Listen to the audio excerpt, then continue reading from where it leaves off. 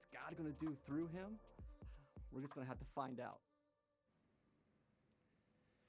Now Elijah said to Ahab, "As the Lord, the God of Israel, lives, whom I serve, because of the sin of his people and all the peoples of the land, there will be neither dew nor rain in the next few years except at my word."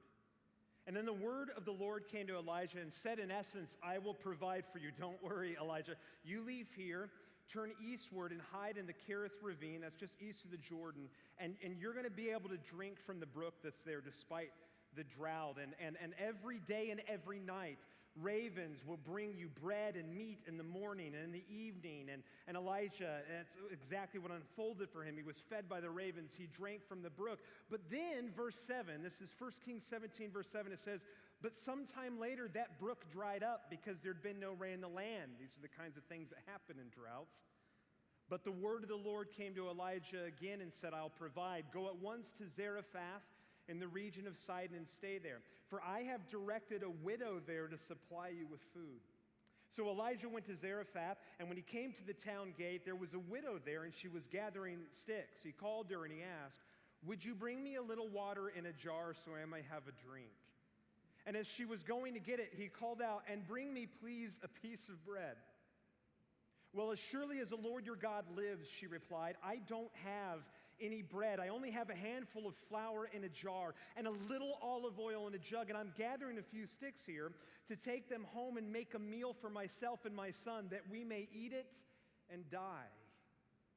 And Elijah said to her, "Do not be afraid. Go home and do as you have said, but first make a small loaf of bread for me from what you have. Bring it to me, and then make something for yourself and your son. For this is what the Lord, the God of Israel, says, that jar of flour will not be used up. That jug of oil will not run dry until the day the Lord sends rain on the land." She went away. She did as Elijah had told her, so there was food every day for Elijah and for the woman and her family, for that jar of flour was not used up. That jug of oil did not run dry, in keeping with the word of the Lord spoken by Elijah. Now, last night, this is where we start out with this idea that God is calling us into his story. Matt did a beautiful job of talking with us about this. God is calling us into his story. Now, you're going to have to, each of you in your own way, are going to have to reckon with that reality. You're going to have to navigate that reality. Some of you are being called into God's story in such a way that you are going to need to recognize that God has sent his son that he might rescue you. There are things that you have said and things that you have not said, things that you have done and things that you have left undone that have caused great damage, not just in your life and the lives of others, and you recognize the shame and the guilt. This is called sin. This is rebellion. There's consequences for it. But God has sent his son that you can be forgiven of that and rescued. He wants you to join the story of that rescue. But this is a second level, is that God is asking you to join his story, not just that you might be rescued, but that you might be used to rescue others. That you might be sent to tell the great story of what God is up to and the beauty of all of this. You are being called into God's story. And what we're doing this week is we're taking a look at the life of one guy who God called into a story, a man by the name of Elijah. And he said, "Elijah, I'm going to use you to speak against the powers of this world and to bring rescue into this world." And we're looking at this guy's life in order that we can discover what it looks like and what we can expect when we step into the story. And each day we're taking a little segment here and there from the story of Elijah and some grand truth about God. And today's first truth, the first half of this first truth, is this: we can trust that God will provide. We can trust that God will provide. How can you not see this as a reality within the life of Elijah, a man who stepped into the story of God? For goodness sakes, it starts right away in the midst of a drought. When brooks are being dried up, God leads him to a brook that he will not die from thirst. I mean, the guy is getting dive-bombed by ravens with meat and bread in their beaks in the morning and the evening so that he doesn't starve. When the brook dries up, God sends him over into Zarephath, just on the other side of the Jordan over there, and he says to him, "Don't worry, I will provide for you through a widow." But when Elijah meets the widow, it seems ridiculous because she says, basically what I have is a pinch of flour and a splash of oil. And yet God, by his power, says, I'm going to take a pinch of flour and a splash of oil. And for the next 3 to 3.5 years, that's how long the drought lasted, everyone. For the next 3 to 3.5 years, God magnified that pinch of flour and that splash of oil to make sure that not just Elijah's fed, but the widow's fed, that her son is fed, that they're all fed and they're provided for. This is the truth that's laid out before us. You step into the story of God as in the days of Elijah, God will provide for you. And you hear all of this and your immediate response might very well be, we'll see. We'll see. Really, when you read this story, you think to yourself, that's awfully Bible-y, right? That's awfully Bible-y. The fact that ravens are feeding the guy, the fact that a pinch of flour and a splash of oil can provide someone with bread for 3 to 3.5 years, that's the kind of stuff that happened in Bible times. That was then, this is now. That was Elijah, this is me. That was Zarephath, this is wherever you live in your context, even if it's in the middle of a cornfield. And you think to yourself, we'll see about that. It was then, this is now. And you wonder to yourself, really, Matt laid out for us this idea of this railroad switch over here, that God is calling us to switch the tracks over from our story into the story of God. And one of the things that might hold you back from this moment, from pulling the lever to switch the tracks, is you're thinking to yourself, but will God be for me on the other side, provide for me on the other side? Some of you come from homes, as Matt pointed out last night, where you think to yourself, if I change the story, if I switch the story, if I'm written in the story of God, what if my own family rejects me? Where will God be in my days of Elijah? Some of you might feel called to ministry in this moment. I hate to break it to you, ministry doesn't pay all that great. And you may sit back and think to yourself, well, do I really want to do this? Or do I want to be a missionary? Do I want to go somewhere far and wide for God? Will he provide? Will he be there for me in my own days of Elijah? We'll see. Dive-bombing birds, pinch of flour, a splash of oil. Now listen, you may be right that those kinds of things might not happen for you, but you would be wrong to dismiss the provision of God altogether. Because you will see. I can tell you I have seen. In 2015, my wife and my daughter and I accepted the call to go and minister to a church in Florida. It's a church that had been going for about 6 years. They were running at the time around 200 people. The guy who started the church, great guy, had decided he wanted to go into missions work, so they were looking for a new minister, and we answered the call to go be with them, okay?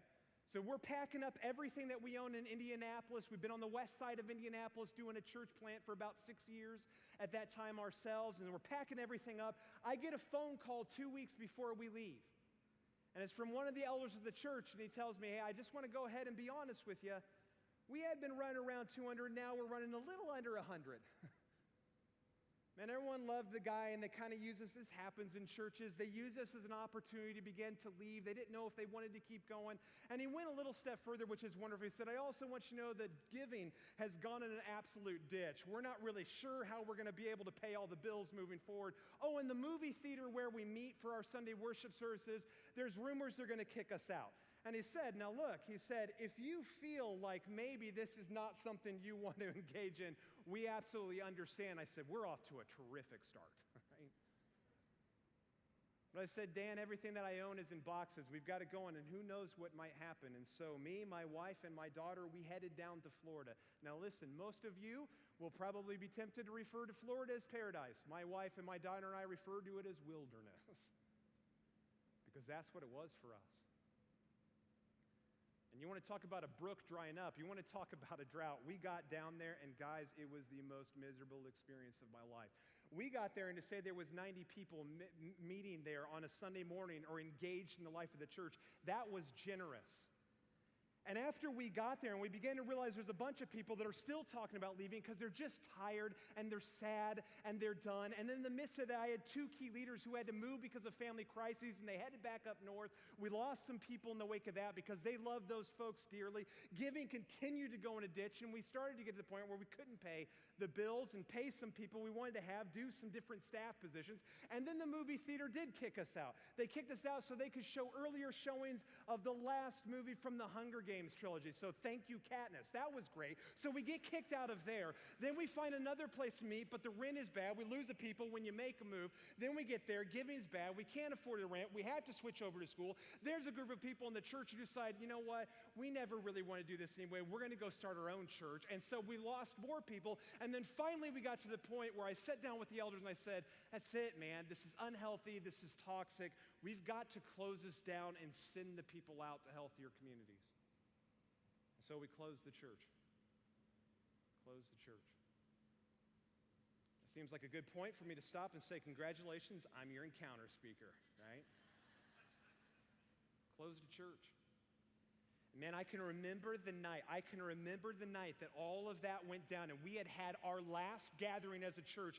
I sat at the kitchen table with my wife and she wept. She wept and she was yelling, what are we going to do?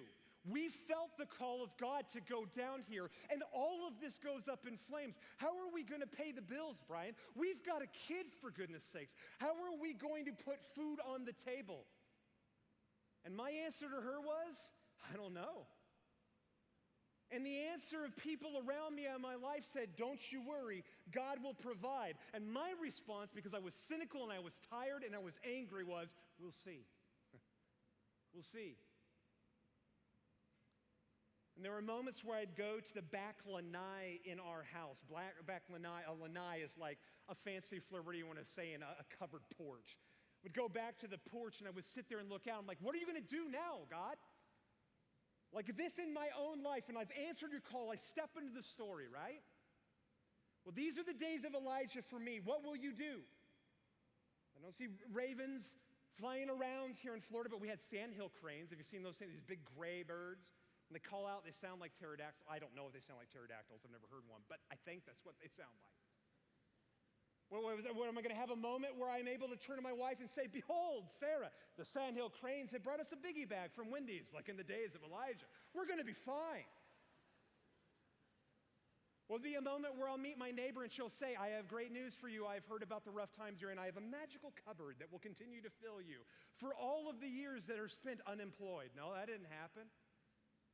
None of these stunning and miraculous things happen. It's one of the things that happens when you read a story like Elijah and you begin to expect these stunning, miraculous things to happen in your life, and you can grow even more cynical and more angry. Where are my miracles? Where are these stunning, spectacular things that God will do to provide for us? And yet I did see. And I remember 2 weeks after the church had closed down, we were in our church and we were worshiping. It was in the middle of communion. And we were all going to stations to get the bread and to drink from the cup. And there was a guy coming back. I'd only known him for a handful of weeks, didn't know him hardly at all. He reached over and he grabbed my hand and held onto it firmly, as if a moment like he wanted to pray with me. And when he left, he'd left in there a $100 bill. About a week after that, we hosted a family over for a dinner, some folks who'd been a part of the church right before it closed, and we studied scripture together and we prayed together. We actually baptized one of the couples, and it was a beautiful night. And it kind of made me ache all the more, and it made me worry all the more. What's next? Where is God in all of this? And when that couple left, the nativity set we'd set up, I don't know what was happening. My wife was dusting or something. About a couple days later, we saw behind actually Mary, Joseph, and Jesus, someone from that group. There were 2 rolled up $100 bills just waiting for us. I had another friend who sent to us a $500 check with just a simple note that read, we know what it's like. We're here. And another friend of mine who told me to download an app on my phone. I didn't know what he was talking about. I download the app and all it says, you've been given $500 from so-and-so. I know, man. I'm here. 2 of the dearest people in our lives that my wife and I have ever known called us up in the midst of all this and said, we don't care how long it takes. We're going to pay your rent every single month until things get sorted out.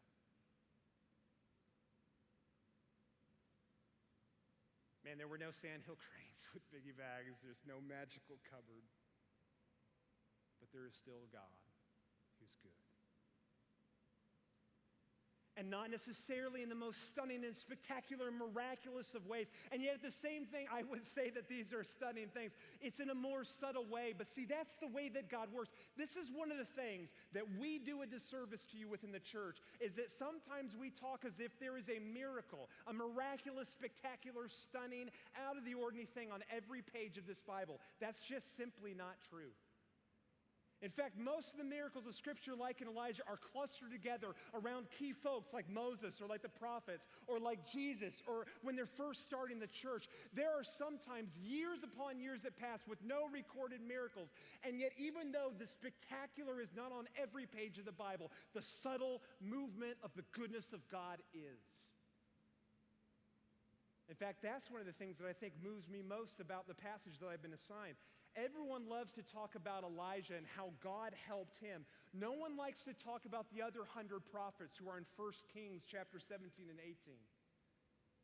Man, in the midst of the persecution against the prophets of God, Elijah is on the run, and God provides for him in spectacular, stunning fashion. But we read in 1 Kings chapter 18, there's still 100 other prophets of the Lord who have nowhere to go. They're in their own days of Elijah. How will they be provided for? They've stepped into the story as well. You know what God does for them? He doesn't send ravens with meat and bread in their beaks.